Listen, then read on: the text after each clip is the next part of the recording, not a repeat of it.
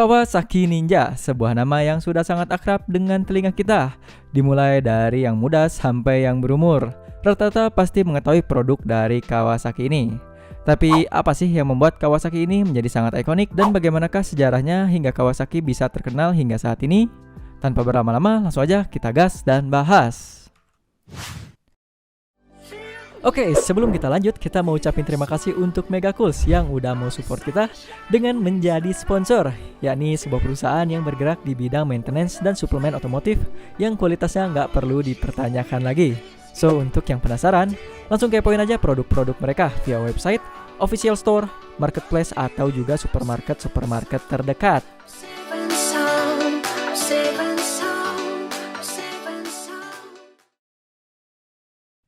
Sejarah Kawasaki semua berawal dari 44 tahun yang lalu, di mana Kawasaki berhasil memproduksi motor Kawasaki Z Series yang merubah industri dunia roda 2. Yang dimana pada saat itu Kawasaki mendapatkan gempuran dari berbagai pabrikan sepeda motor dan sadar para pesaingnya sudah mulai merambah ke motor yang berfokus pada superbike.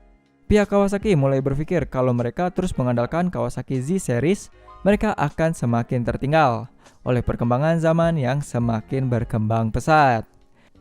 Dan akhirnya Kawasaki membangun tim produksi untuk mengkonsep dan melakukan produksi motor terbarunya. Namun, sebelum mulai, para engineer sudah dibuat pusing karena mereka tidak tahu harus memilih tipe mesin seperti apa.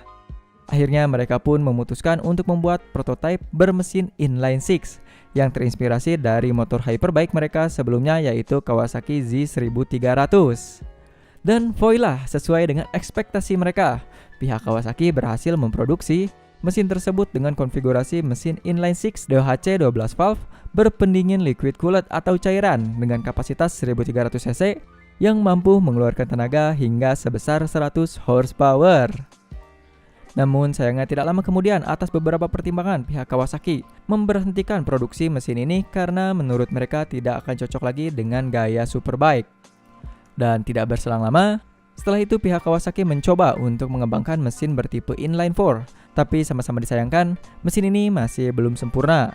Faktor utama dari kegagalan ini terjadi karena sistem pendinginan udara yang tidak sempurna dan tidak bisa mengimbangi kompresi mesin yang tinggi dan akhirnya menyebabkan jebol pada mesin. Dan akhirnya, pada proyek yang ketiga, Kawasaki mau tidak mau harus berpikir lagi, memutar otak untuk mendapatkan jawaban atas masalah yang sedang terjadi saat itu, yaitu masalah yang terjadi pada bagian pendinginan liquid cooling atau pendinginan radiator. Tidak hanya membekali mesin barunya dengan sistem pendinginan yang lebih modern saja, tapi pihak Kawasaki juga menambahkan beberapa teknologi baru seperti penggunaan DOHC bertipe 4 klep, yang dimana berkat penggunaan DOHC 4 klep pada mesinnya yang terbaru dan melakukan beberapa pemindahan posisi pada bagian mesin, akhirnya mereka mendapatkan mesin yang bisa dibilang cukup sempurna alias bagus. Mesin ini mempunyai kapasitas mesin sebesar 908 cc, inline 4, DOHC 16 valve dengan output power yang lebih dari 100 horsepower. Dan pengembangan ini membutuhkan waktu yang tidak sebentar, melainkan membutuhkan waktu selama 4 tahun. Yang dimana Kawasaki melakukan R&D pada tahun 1978 dan baru selesai disempurnakan pada tahun 1982.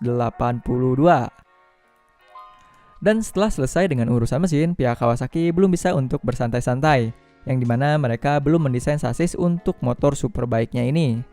Dan lebih parahnya lagi, pada masa itu mereka tidak memiliki teknologi yang bisa menghitung kemampuan dari sasis tersebut terhadap mesinnya, yang dimana mau tidak mau mereka terpaksa melakukan pengetesan manual, yaitu dengan cara mengetes langsung di lapangan, dan itu memakan waktu berbulan-bulan sebelum pada akhirnya mereka memilih sasis diamond yang dimana bagian subframe belakang terbuat dari aluminium untuk meringankan beban motor tersebut.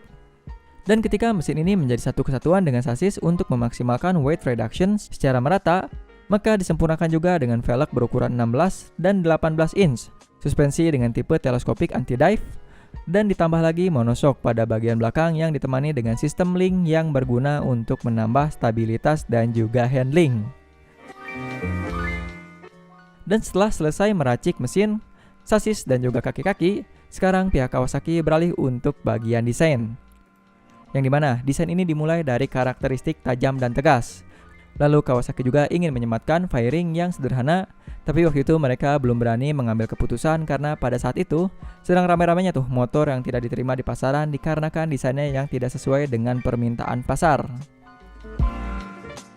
Yang akhirnya pihak Kawasaki pun memilih desain yang lebih konvensional dengan tetap menggunakan fairing kotak yang khas pada saat itu. Selain itu, untuk membuat orang-orang semakin tertarik dengan motor ini, desain yang full fairing pun tidak dibuat menutup pada bagian samping mesin oleh pihak Kawasaki. Namun dengan desain yang tidak terlalu berfokus pada aerodinamis, motor ini sudah melewati tes wind tunnel dengan hasil yang memuaskan. Dan setelah bertahun-tahun lamanya, pabrikan hijau pun memperkenalkan motornya ini pada pameran Paris Motor Show di tahun 1983. Dan hebatnya, motor ini langsung menarik antusiasme para pengunjung untuk melihatnya. Motor ini diberi nama GPZ 900R.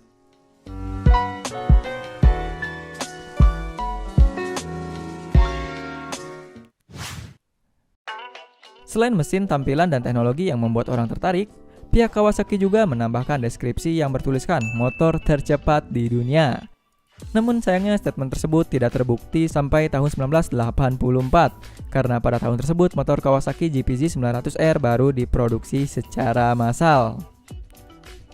Lalu masuk ke tahun 1984, sirkuit Laguna Seca menjadi saksi bisu pembuktian Kawasaki sebagai motor tercepat di dunia dan terbukti. Selain mendapatkan apresiasi karena sasis, desain, dan juga suspensi yang sangat cocok, motor ini juga berhasil mencatatkan top speed di 243 km per jam.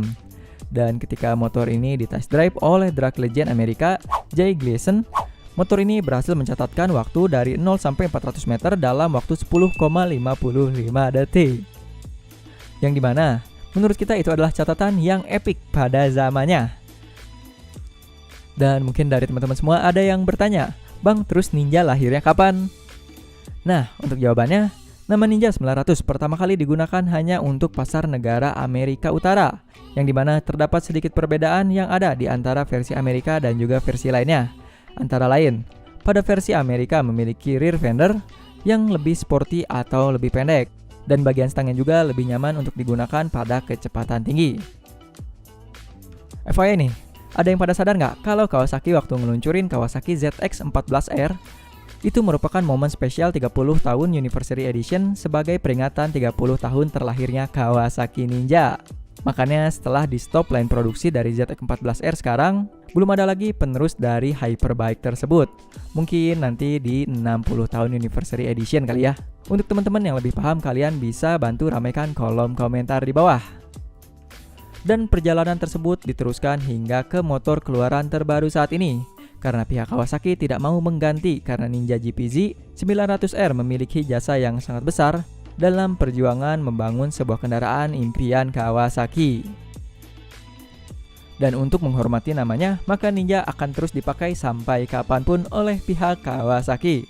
Dan FYI lagi nih, Kawasaki Ninja GPZ 900R didiskontinue pada tahun 2003. Dan semenjak pertama kali diperkenalkan pada tahun 1983, motor ini sudah terjual sebanyak 70.000 unit, yang dimana bisa diklaim juga ini merupakan sebuah rekor sebagai motor terlaris di dunia.